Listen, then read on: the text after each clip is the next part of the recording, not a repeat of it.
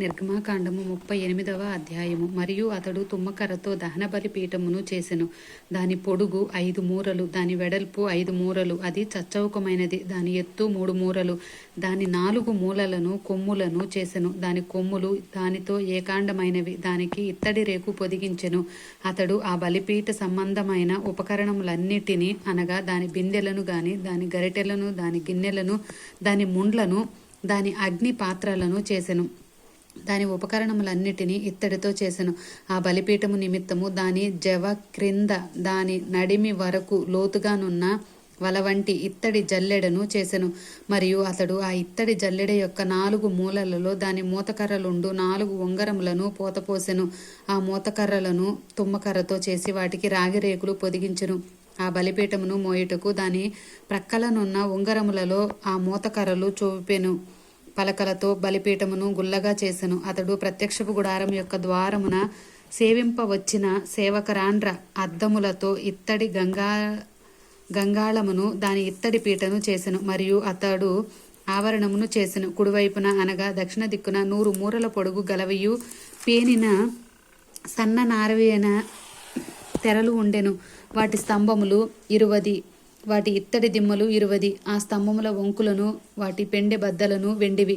ఉత్తర దిక్కుననున్న తెరలు 100 మూరలవి. వాటి స్తంభములు 20, వాటి ఇత్తడి దిమ్మలు 20. ఆ స్తంభముల వంకులను వాటి పెండె బద్దలను వెండివి. పడమటి దిక్కున తెరలు 50 మూరలవి. వాటి స్తంభములు 10, వాటి దిమ్మలు 10. ఆ స్తంభముల వంకులను వాటి పెండె బద్దలను వెండివి. తూర్పు వైపున అనగా ఉదయపు దిక్కున 50 మూరలు.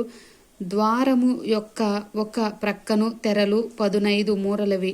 వాటి స్తంభములు 3, వాటి దిమ్మలు 3. అట్లు రెండవ ప్రక్కను అనగా ఇరు పక్కలను ఆవరణ ద్వారమునకు 15 మూరల తెరలు ఉండెను. వాటి స్తంభములు 3, వాటి దిమ్మలు 3. ఆవరణము చుట్టూనున్న దాని తెరలన్నీయు పేనిన సన్ననారవి. స్తంభముల దిమ్మలు రాగివి. స్తంభముల వంకులను వాటి పెండె బద్దలను వెండివి. వాటి బోదెలకు వెండి రేకులు పొదిగింపబడెను. ఆవరణపు స్తంభములన్నీయు వెండి బద్దలతో కూర్పబడెను.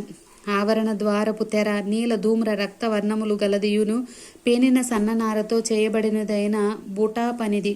దాని పొడుగు 20 మూరలు. దాని ఎత్తు అనగా వెడల్పు ఆవరణ తెరలతో సరిగా 5 మూరలు. వాటి స్తంభములు 4, వాటి ఇత్తడి దిమ్మలు 4. వాటి వంకులు వెండివి. వాటి బోదెలకు వెండి రేకు పొదిగింపబడెను. వాటి పెండె బద్దలు వెండివి. మందిరమునకును దాని చుట్టూనున్న ఆవరణమునకును చేయబడిన మేకులన్నీయు ఇత్తడివి. మందిర పదార్థముల మొత్తము అనగా సాక్ష్యపు మందిర పదార్థముల మొత్తము ఇదే. ఇట్లు వాటిని యాజకుడైన అహరోను కుమారుడగు ఈతామారు లేవీయుల చేత మోషే మాట చొప్పున లెక్క పెట్టించెను. యోధా గోత్రికుడైన హూరు మనవడును ఊరు కుమారుడైన బెసలేలు యెహోవా మోషేకు ఆజ్ఞాపించినదంతయు చేసెను. దాను గోత్రికుడును అహీసామాకు కుమారుడునైన అహోలియాబు అతనికి తోడైయుండెను. ఇతడు చెక్కువాడును విచిత్రమైన పని కల్పించువాడును నీల ధూమ్ర రక్తవర్ణములతోనూ సన్ననారతోనూ బుటాపని చేయువాడునై ఉండెను. పరిశుద్ధ స్థల విషయమైన పని అంతటిలోనూ పని కొరకు వ్యయపరచబడిన బంగారమంతయు అనగా ప్రతిష్ఠింపబడిన బంగారు పరిశుద్ధ స్థలపు తులము చొప్పున 116 మణుగుల 530 తులములు. సమాజములో చేరిన వారి వెండి పరిశుద్ధ స్థలపు తులము చొప్పున 400 మణుగుల 1575 తులములు.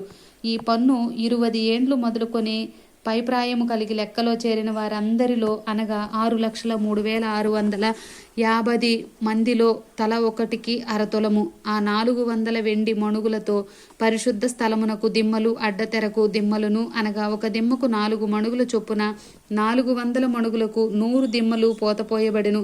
1575 తులముల వెండితో అతడు స్తంభములకు వంకులను చేసి వాటి బోదెలకు పొదిగించి వాటిని పెండెబద్దల చేత కట్టెను. మరియు ప్రతిష్ఠింపబడిన ఇత్తడి 280 మణుగుల 2400 తులములు. అతడు దానితో ప్రత్యక్షపు గుడారపు ద్వారమునకు దిమ్మలను, ఇత్తడి వేదికను, దానికి ఇత్తడి జల్లెడను, వేదిక ఉపకరణములన్నిటినీ, చుట్టూనున్న ఆవరణమునకును దిమ్మలను, ఆవరణ ద్వారమునకును దిమ్మలను, ఆలయమునకు మేకులన్నిటినీ, చుట్టూనున్న ఆవరణమునకును మేకులన్నిటినీ చేసెను. ఆమేన్.